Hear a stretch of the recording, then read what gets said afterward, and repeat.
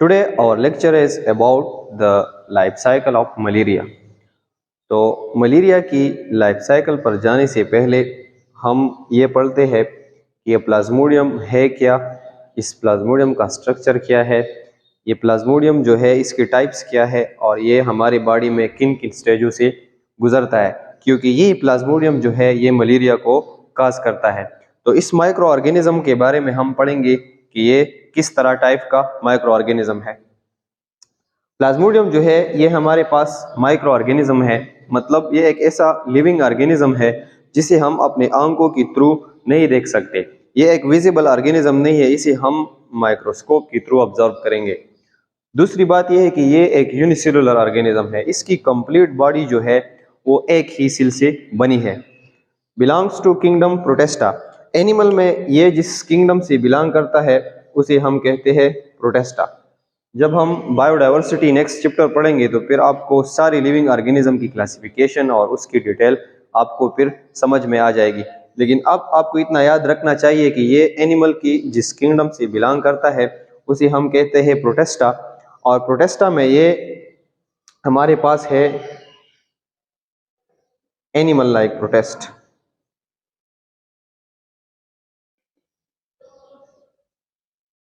Animal like protest को हम दूसरा नाम प्रोटोजोआ भी कहते हैं। नेक्स्ट इसका स्ट्रक्चर, हम ये कहते हैं कि ये एक यूनिसेलुलर बॉडी है और इसकी बॉडी एक ही सेल से बनी है। तो इसकी इस एक सेल का स्ट्रक्चर क्या है? ये है हमारे पास प्लाज्मोडियम का स्ट्रक्चर। इसके स्ट्रक्चर में हमारे पास बहुत ज़्यादा ऑर्गेनील्स मौजूद है, जिसमें एक ऑर्गेनील है गोल्गी अपैरेटस, दूसरा है राइबोसोम। इसमें हमारे पास एंडोप्लाज्मिक रेटिकुलम भी है, जिसके टू टाइप्स है, smooth endoplasmic reticulum, rough endoplasmic reticulum, दोनों इसमें मौजूद है। इसकी साइड पर इसकी बॉडी में न्यूक्लियस भी है। दूसरा एक यूनिक स्ट्रक्चर जो इसमें है उसे हम कहते हैं हीमोजिन। हीमोजिन अदर सेल्स में नहीं है, लेकिन प्लाज्मोडियम की स्ट्रक्चर में इसकी स्पेशलिटी है। ये एक ऐसा स्ट्रक्चर है जो एक सॉलिड क्रिस्टल टाइप स्ट्रक्चर है जो इसकी बॉडी में पाया जाता है, और ये स्ट्रक्चर जो है हेल्प करती है to avoid toxicity of heme group. ये प्लाज्मोडियम है, इसका मेन टारगेट होता है बॉडी में आरबीसी। ये हमारे रेड ब्लड सेल पर अटैक करते हैं और उसे पालते हैं। जब ये आरबीसी की डिस्ट्रक्शन करते हैं तो आरबीसी की डिस्ट्रक्शन से हमारे पास एक ग्रुप बनता है हीम ग्रुप, जिसमें आयरन होता है। तो ये आयरन और ये हीम ग्रुप जो है इस प्लाज्मोडियम के लिए टॉक्सिक होता है, जहरीली, ये इसे किल भी कर सकता है ये ग्रुप।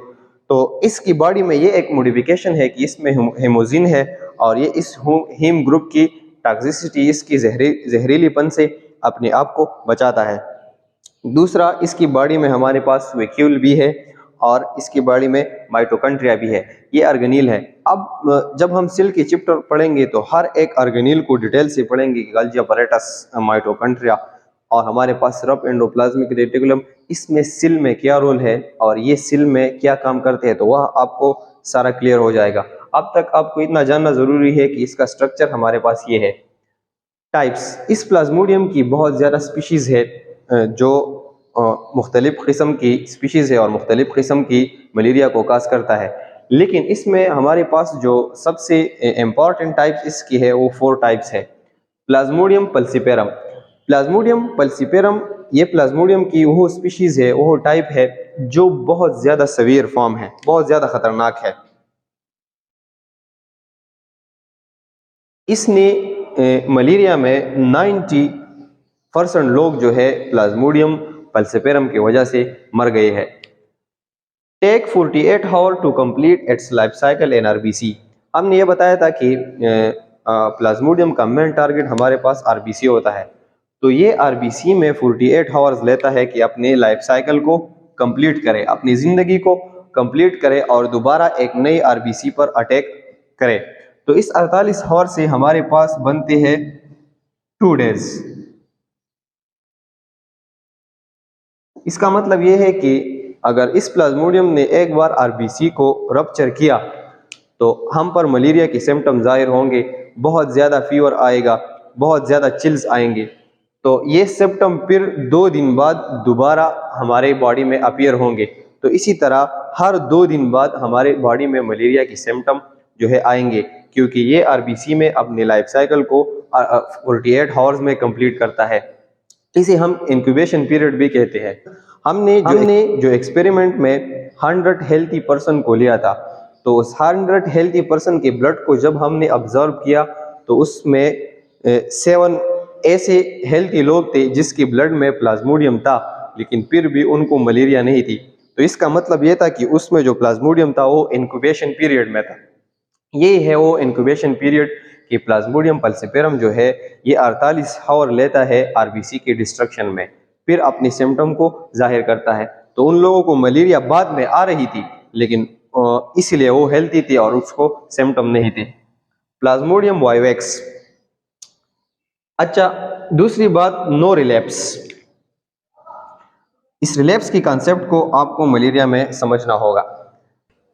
प्लाज्मोडियम में ये एक खसूसियत है कि ये बॉडी में एक स्टेज में जाता है जिस स्टेज को हम कहते हैं हिप्नोजाइट। तो हिप्नोजाइट स्टेज में ऐसा होता है कि ये बॉडी में डोरमेंट रहता है बहुत अरसे तक, एक वीक तक रहता है, एक मंथ तक ये एक बॉडी में रहता है, लेकिन ये डिजीज को काज नहीं करता, बस इस ही स्टेज पर ये बॉडी में पड़ा रहता है। दोबारा इस हिप्नोजाइट स्टेज में हमारे पास रिलैप्स होती है और ये दोबारा खतरनाक बन जाता है और मलेरिया को काज करता है। तो इसी तरह की हिप्नोजाइट स्टेज जो है ये फल्सिफेरम के प्लाज्मोडियम में नहीं है। नेक्स्ट जो हमारे पास प्लाज्मोडियम का टाइप है वो है प्लाज्मोडियम वाइवेक्स। ये इतना ज़्यादा खतरनाक नहीं है, लेस सीवियर है रिलैप्स आकर। इनमें ये क्वालिटी है कि इसमें रिलैप्स होता है।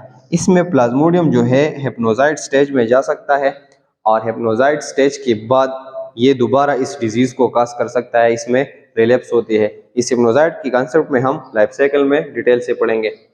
Plasmodium ovale mostly seen in Africa, ये अफ्रीका के लोगों में ज़्यादातर पाया जाता है। ये स्पीशी रिलैप्स आकर इसमें भी हमारे पास रिलैप्स होता है। ये भी लाइफ साइकिल में हिप्नोजाइट स्टेज में जाता है और बहुत अरसे बाद भी ये डिजीज़ दोबारा आ सकती है। प्लाज्मोडियम मलेरियाई।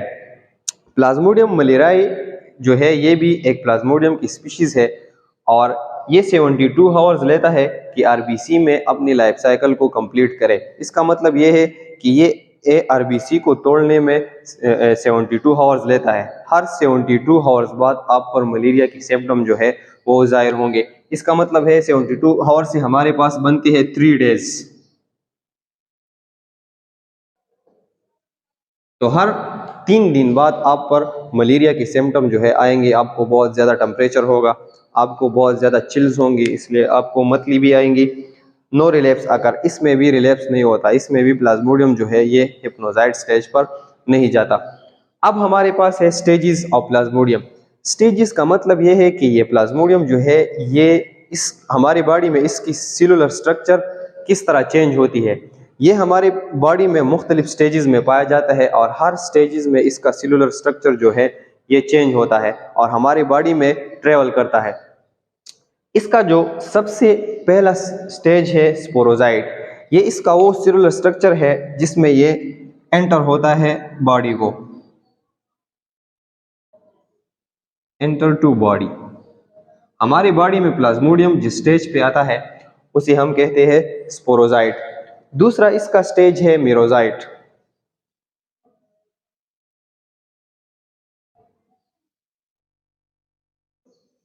आफ्टर ट्रेवलिंग,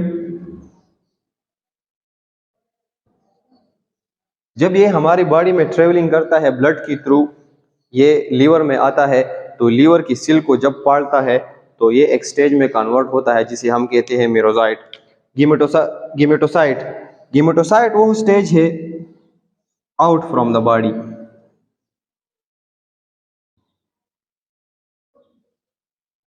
ये एक ऐसा स्टेज है जिसमें मेल और फीमेल गीमेट होते हैं और इसी स्टेज में प्लाज्मोडियम जो है ये हमारी बॉडी से जाता है। एनदर मस्कीटो आता है, हमारी बॉडी को बाइट करता है, तो प्लाज्मोडियम उसके ब्लड में हीमेटोसाइट के स्टेज में जाता है। हिप्नोजाइट स्टेज। हिप्नोजाइट स्टेज जो है ये तब होगा जब हमारे पास रिलैप्स होगा।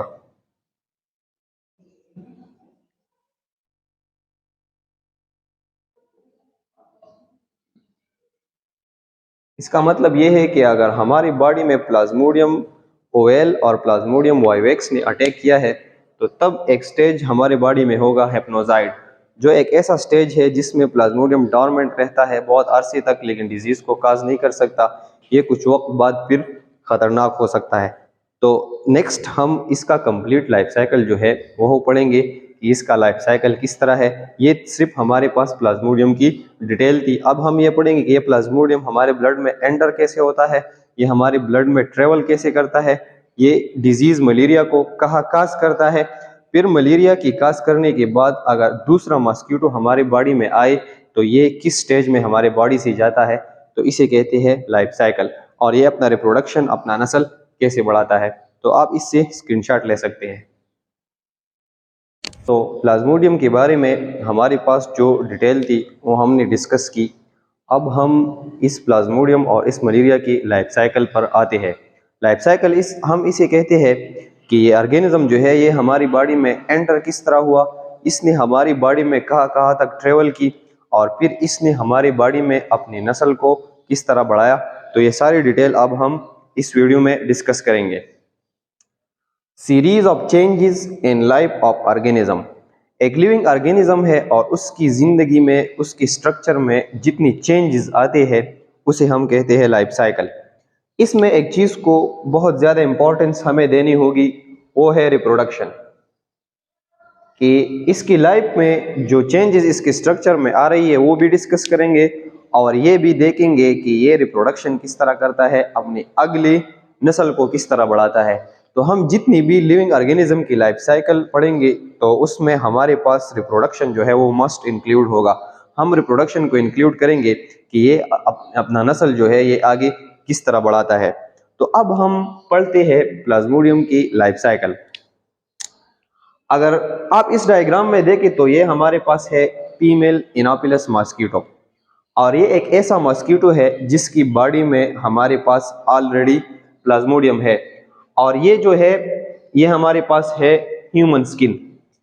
तो इस प्लाज्मोडियम ने एक ह्यूमन स्किन को बाइट किया सबसे पहले, और इसने प्लाज्मोडियम का जो सबसे पहला स्ट्रक्चर, जो सेलुलर स्ट्रक्चर हमारे बॉडी में एंटर किया, तो उसे हम कहते हैं स्पोरोजाइट।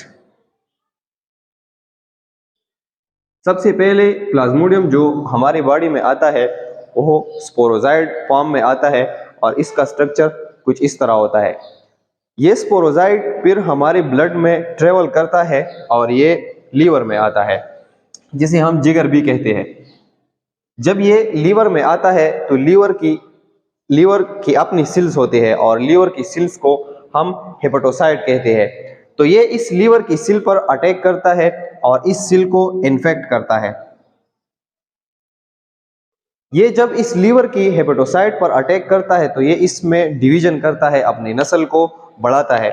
जब ये इसमें अपनी नस्ल को बढ़ाता है तो आखिर में ये इस लीवर की हेपेटोसाइट को पालता है, उसे तोड़ता है और उसको रेप्चर करता है और उससे रिलीज होता है। जब ये हेपेटोसाइट से निकलता है तो इस प्लाज्मोडियम जिस स्टेज में कन्वर्ट होता है उसे हम कहते हैं मीरोजाइट्स।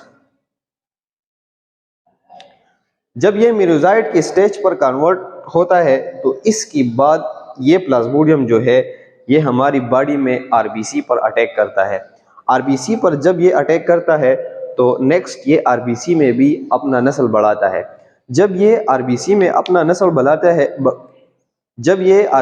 अपना नस्ल बढ़ाता है तो इसमें एक स्टेप ये होता है कि इसमें कुछ प्लाज्मोडियम जो है ये गेमेटोसाइट के स्टेज पर जाते हैं। गेमेटोसाइट स्टेज वो है जिसमें एक मेल प्लाज्मोडियम होता है, एक फीमेल प्लाज्मोडियम होता है, जिसे हम गेमेट कहते हैं। एक मेल गेमेट होता है, एक फीमेल गेमेट होता है। गेमेट एक ऐसा स्ट्रक्चर प्लाज्मोडियम का है जो आपस में नेक्स्ट स्टेप में एक दूसरे से मिलेंगे, मेल और फीमेल प्लाज्मोडियम एक दूसरे से मिलेंगे और अपनी नस्ल को बढ़ाएंगे और बच्चे लाएंगे।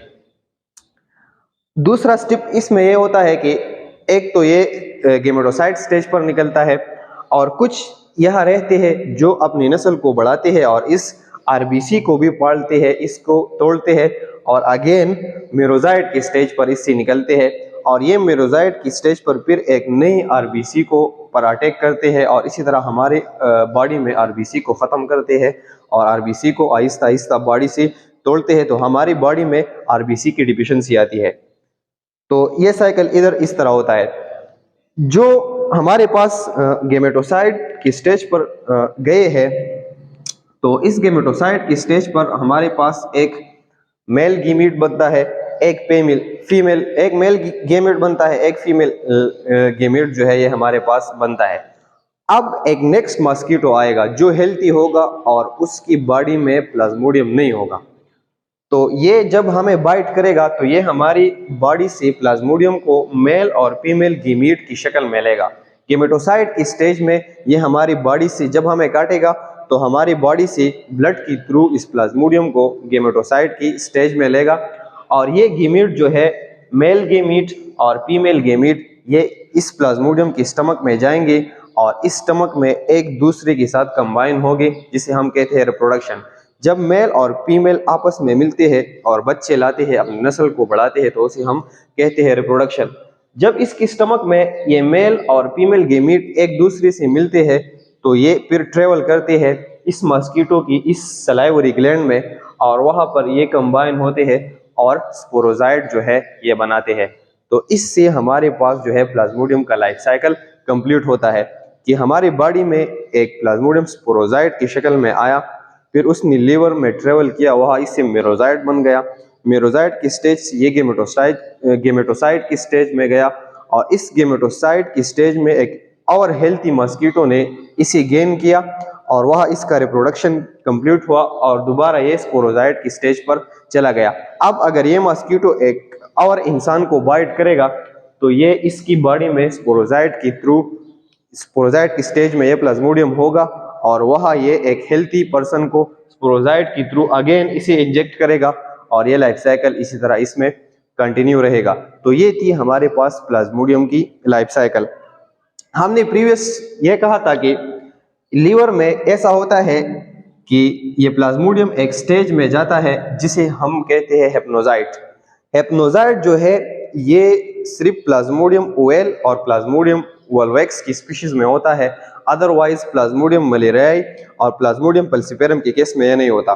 तो इसमें ये एक हेप्नोजाइट स्टेज में जाता है। ये एक ऐसा स्टेज है कि जिसमें ये बॉडी में इस तरह डोरमेंट पड़ा रहता है, डिजीज को काज नहीं करता, लेकिन बॉडी में इस स्टेज में बहुत ज्यादा अरसे तक होता है।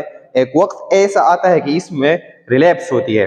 रिलैप्स ये होती है कि ये दोबारा खतरनाक बन जाता है और इस हेप्नोजाइट की स्टेज से ये फिर मेरोजाइट की स्टेज में आता है और जब भी प्लाज्मोडियम मेरोजाइट की स्टेज में आता है तो फिर ये आरबीसी पर अटैक करता है। तो इसी तरह ये लाइफ साइकिल फिर अपना कंटिन्यू करता है, आरबीसी को पाड़ भी सकता है और इसी तरह गेमेटोसाइट की स्टेज में भी जा सकता है। और जो इम्पोर्टेंट बात ये है कि इस सारी लाइफ साइकिल में मलेरिया की सिम्टम कहाँ आते हैं, किस स्टेज पर हमें ये फील होता है कि मरीज को मलेरिया की सिम्टम आ रहे हैं, उसे बहुत ज़्यादा बुखार आ रहा है, उसे चिल्स आ रही है, उसे हेडेक आ रहा है, उसे मतली आ रही है। तो वो स्टेज ये है जब हमारे पास प्लाज्मोडियम आरबीसी को रैप्चर करता है और अगेन मेरोजाइट की स्टेज में कन्वर्ट होता है। तो इस आरबीसी की रप्चरिंग के दौरान हमारे पास मलेरिया की सिम्टम जाहिर होते हैं। तो ये थी हमारे पास कंप्लीट मलेरिया का लाइफ साइकिल। तो ये थी इसका लाइफ साइकिल और प्लाज्मोडियम की कंप्लीट डिटेल। तो मलेरिया पर हमने सारी एनालिसिस की। तो नेक्स्ट वीडियो में हम मलेरिया के बारे में जो हमारा लास्ट टिप रहता है कि इसका डेटा एनालिसिस क्या है और इसका डेटा ऑर्गेनाइजेशन क्या है वो पढ़ेंगे और लास्ट में हमारे पास एक डिंगी पेपर है उसी भी डिस्कस करेंगे। तो आप इससे स्क्रीनशॉट ले सकते हैं।